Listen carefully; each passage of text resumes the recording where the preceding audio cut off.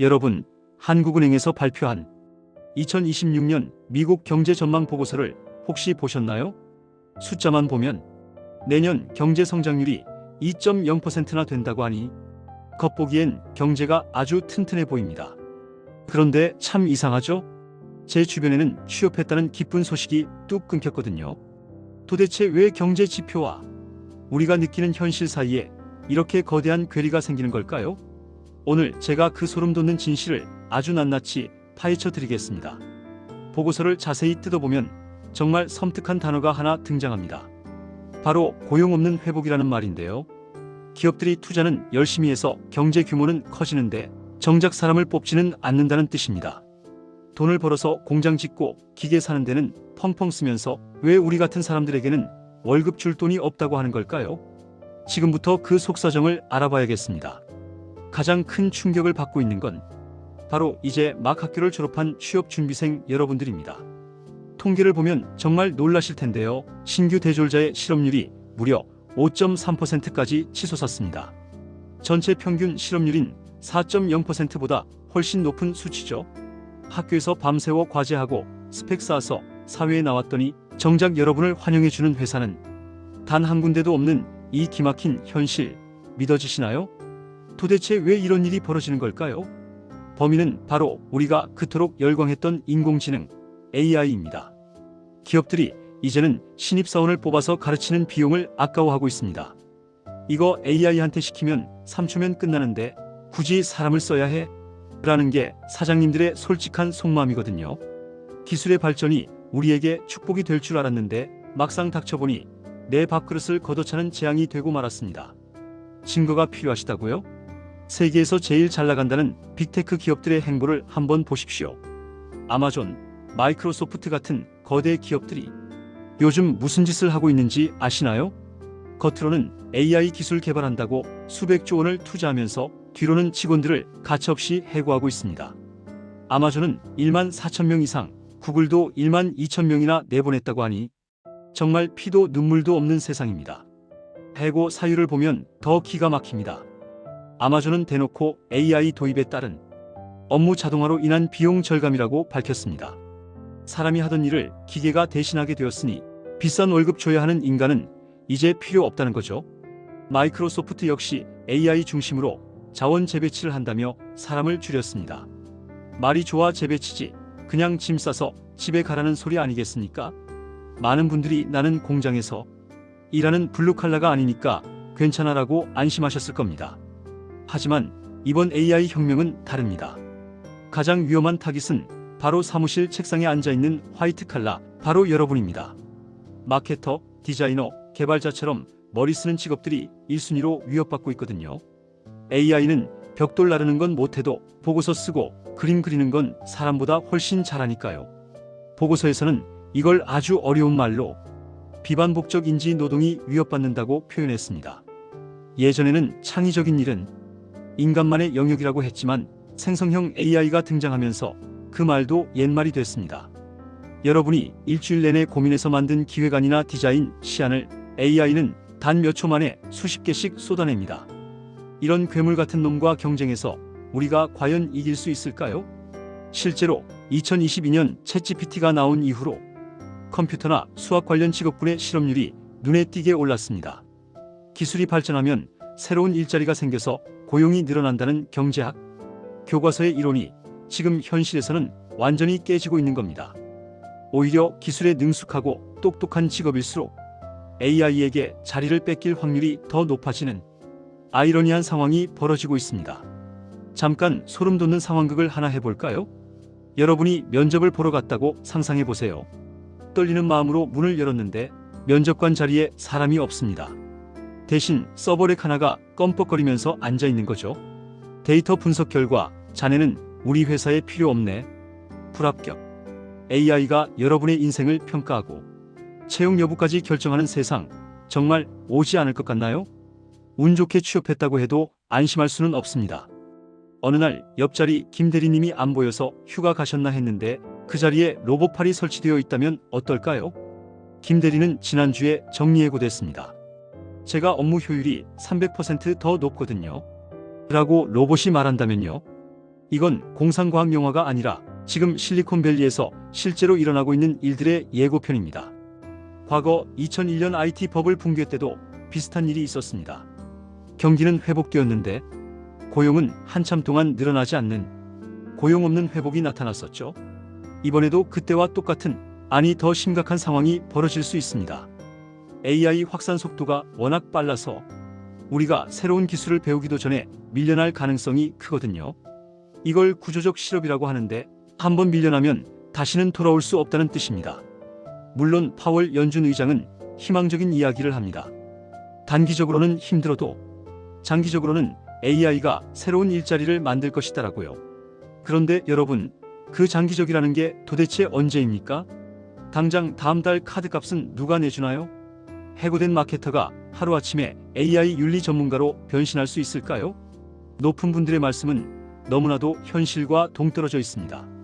기업들을 대상으로 설문조사를 했더니 사람 안 자르고 재교육시키겠다는 답변이 많았다고 합니다. 하지만 여러분, 기업들이 하는 말을 고지고대로 믿으시나요? 겉으로는 가족 같은 회사를 외치지만 뒤로는 계산기 두드리며 비용 절감할 궁리만 하는 게 기업의 생리입니다. 결국 살아남는 건 AI를 만드는 천재들이거나 AI를 아주 잘 다루는 극소수의 능력자들 뿐일 겁니다. 2026년에는 AI 관련 설비 투자가 급증하면서 건설 현장에는 인력이 좀 필요할 거라고 합니다. 구글, 아마존이 데이터 센터 짓는데 돈을 쏟아부으니까요. 하지만 건물이 다 지어지고 나면요, 그 건설 노동자들은 다시 실업자가 되는 겁니다.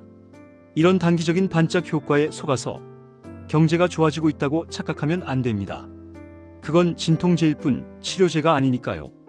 더 큰 문제는 바로 양극화입니다. AI 기술을 가진 기업과 직원들은 돈방석에 앉겠지만 거기서 밀려난 대다수의 사람들은 더 가난해질 겁니다. 보고서에서는 이걸 K자형 성장이라고 경고하고 있는데요. 부자는 에스컬레이터 타고 위로 올라가고 서민은 미끄럼틀 타고 아래로 떨어지는 세상. AI가 그 격차를 돌이킬 수 없을 만큼 벌려놓을 수도 있다는 무서운 경고입니다. 이런 상황에서 경제 성장률 2.0%라는 숫자가 우리에게 무슨 의미가 있을까요?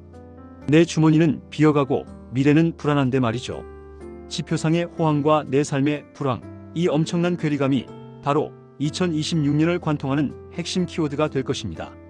뉴요커들은 스테이크 썰지 몰라도 우리는 라면값 걱정해야 할지도 모른다는 뜻입니다. 설상가상으로 물가까지 우리를 괴롭힐 예정입니다. 트럼프 행정부의 관세 정책 때문에 우리가 쓰는 생필품 가격이 줄줄이 오를 거라고 하는데요. 월급은 안 오르거나 잘릴 걱정을 해야 하는데 마트 물가는 치솟는 이중고가 닥치는 거죠. 이걸 스태그플레이션이라고 하는데 정말 산 넘어 산이라는 말이 딱 어울리는 상황입니다. 관세가 오르면 구체적으로 뭐가 비싸지냐고요? 자동차, 가구, 장난감, 심지어 커피까지 다 오른다고 합니다. 미국의 평균 관세율이 2.3%에서 15.4%로 껑충 뛰었거든요. 기업들이 처음에는 눈치 보면서 가격을 안 올리다가 2026년 상반기부터는 본격적으로 소비자에게 비용을 떠넘길 거라고 합니다. 이제 쇼핑 카트 채우기가 무서워질 겁니다. 그렇다고 넋 놓고 당하고만 있을 수는 없지 않겠습니까? 보고서의 행간을 잘 읽어보면 우리가 살 길이 보입니다. AI가 아직 대체하기 힘든 영역을 찾아야 합니다. 사람만이 할 수 있는 공감 능력, 복잡한 협상 기술, 윤리적 판단 같은 것들 말이죠. AI는 정답은 잘 찾지만 엉뚱하고 기발한 질문을 던지는 건 못하거든요. 우리가 AI의 부하가 아니라 상사가 되어야 합니다. 그리고 이제 AI 리터러시는 선택이 아니라 필수 생존 스킬입니다. 엑셀이나 파워포인트 잘하는 건 이제 기본 중에 기본이고요. AI 툴을 얼마나 자유자재로 다루느냐가 여러분의 연봉을 결정할 겁니다. AI가 내 일자리를 뺏는다고 겁먹고 도망가지 마시고 이 AI 녀석을 부려먹어서 내 야근을 없애버리겠다는 독한 마음가짐으로 덤벼들어야 합니다.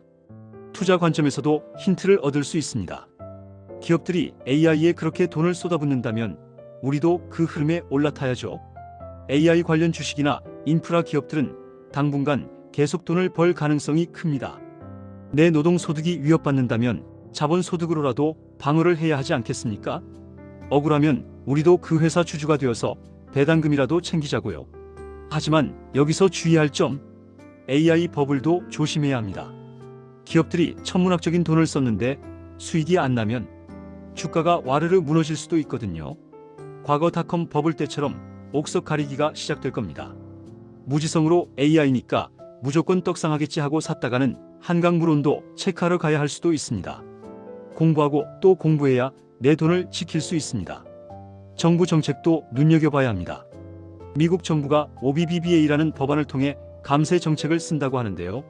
세금을 깎아주면 기업 투자가 늘어서 우리에게도 콩고물이 떨어질지 아니면 기업 배만 불리고 끝날지 감시해야 합니다.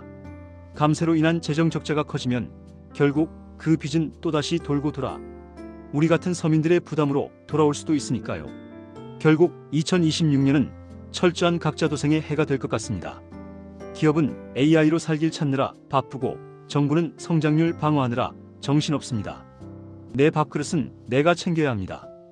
회사만 믿고 어떻게든 되겠지 하고 있다가는 어느 날 갑자기 책상이 빠지는 봉변을 당할 수 있습니다.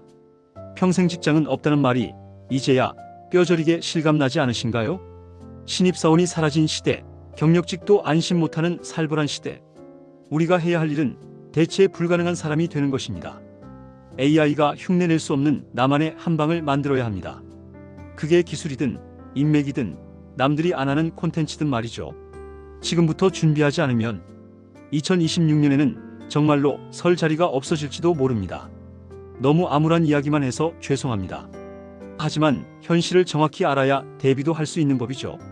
오늘 이 영상을 보시고 아 망했다 하고 그냥 끄지 마시고 당장 내일부터 내가 뭘 준비해야 할지 진지하게 고민해 보셨으면 좋겠습니다. 영어 단어 하나 더 외우는 것보다 챗GPT 프롬프트 한 줄 더 써보는 게 여러분의 미래를 바꿀 수도 있습니다. 움직이는 사람만이 살아남습니다. 변화는 위기이자 곧 기회니까요. 남들이 AI 때문에 겁먹고 있을 때 여러분은 AI를 타고 날아오를 준비를 하십시오.